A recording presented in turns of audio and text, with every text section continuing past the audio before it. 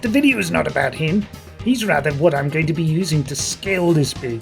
This big? What am I talking about? This build.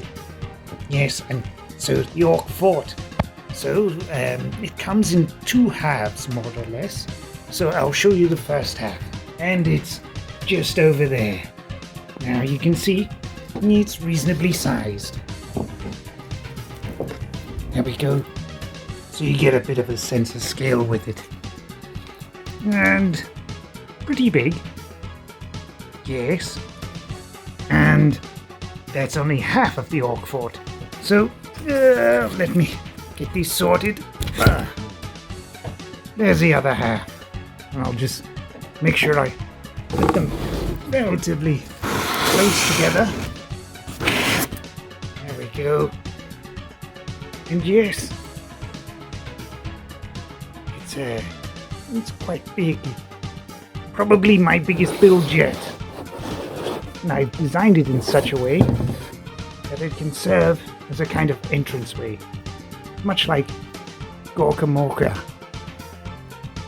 So it can serve as your kind of fortress, or at least just the entranceway. And yeah, so I've used a lot of methods we've used before. This is the first time in my videos I've actually used foam, because I actually found a whole bunch of sheets of this stuff out in the street, as per tradition.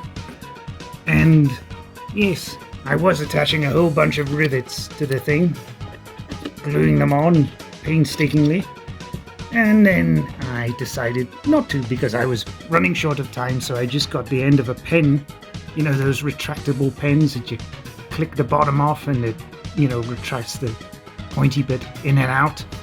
Well, what I did was I used that bit with the bitty retracted and then just poked loads of holes to make the impression of rivets.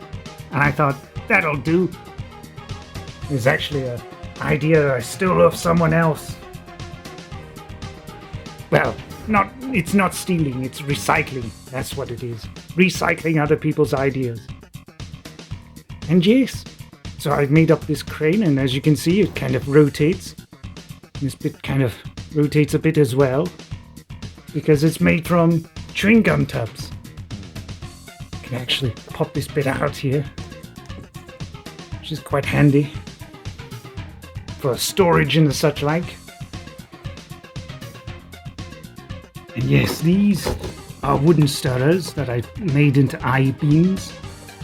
Used some old Orky panels there as well. Oh, that bit's fallen off. That's kind of like a,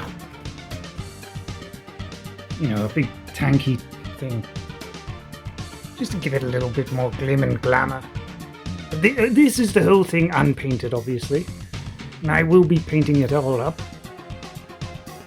So yes, time for the painting. Bye for now. Hello there, we're back. It's all painted. You can see it all there now. Bit of a slapdash job. I only spent about a day painting it, so it's very, very rough. I just basically went in with some cheap-ass acrylics and did blue, lighter blue, red, yellow, just huddled in a few patches of colour here and there.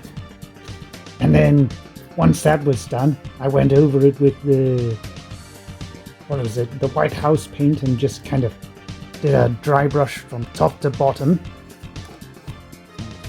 And then went back over it with some browns, just to give it that streaky, weathered look. Now, I probably should have gone in with some silver and the such like, but time constraints meant I can't. Anyway, so I went and stuck on some extra panels I had, because the panels I already put on the thing got a bit grayed out and whatnot, and I couldn't be bothered trying to paint them, because holding a big thing like this and trying to paint small details can be very annoying, so I didn't even bother. And then, yes, I painted up the top of this bit as well, and added in some of these little sprinklings I got. that's them all in there, and they're starting to fall out a bit. That's not good. Well, the cheap crap anyway. But they look like bullet casings, which is nice, and that helped fill in a few little gaps where there was still some white of the cardboard showing and whatnot. So yes, that's one half of the build there. Just put that to one side. Actually, put it to that side. There we go. And here's the other half. Ugh. My God, it's heavy. And I'm showing this side first because this is the worst one. And I'm going to go back over it at some point and do it betterer.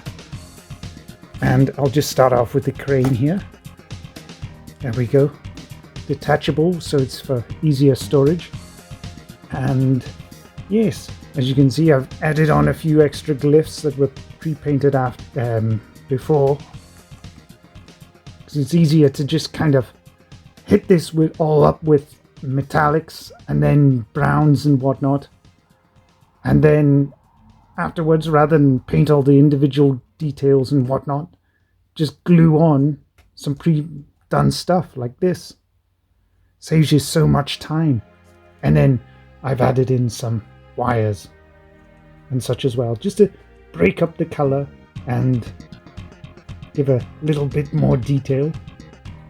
So they're super glued in there. I'll weather them up later as well. But yes, there's a hook and everything. This kind of swivels a bit. Again, for easier storage, so you can store it that kind of way as well. But I'll pop that, well, I won't pop it back into the top. But you can see it all there. There's the top of the thing. Got the wires going in and out. Again, I'm going to weather these up so they match up a bit more. Back to this side. My goodness, I'm going to push it back quite a far bit. And yes, got all the bullet casings in there and the little crevices. So for now, bye!